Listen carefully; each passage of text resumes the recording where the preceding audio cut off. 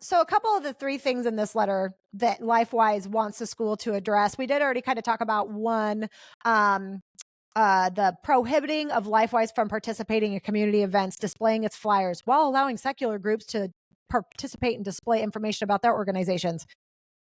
Well, they're usually like, I mean, I don't, what are they talking about here? What is the community event that is happening where all of these secular groups are coming in and trying to do what? Get kids to learn about zoo animals?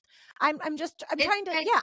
Yeah, So, I mean, I actually haven't attended whatever they're complaining about, but it was my understanding that, like, after school soccer programs were there, and, like, math club and Lego camp and things like that are allowed to come in. The YMCA for swim lessons and soccer lessons and all of that stuff.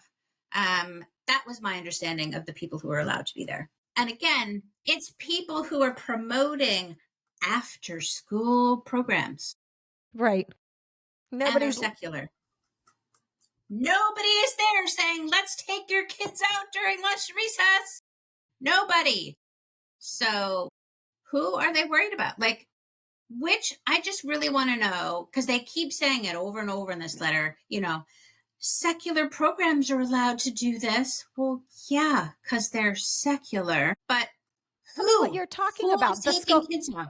right. Who is taking kids out? Nobody is. And it's like, are you complaining when like the Scholastic Book Fair comes to town? What Right. is that what the problem is? Because that's honestly, I'm sitting here racking my brain. And obviously I do not have kids in the school district. I'm only going from my own memory of being a child and the things that I've witnessed at Everett School District. But again, I'm not seeing where an ideological body, and that's the difference, right?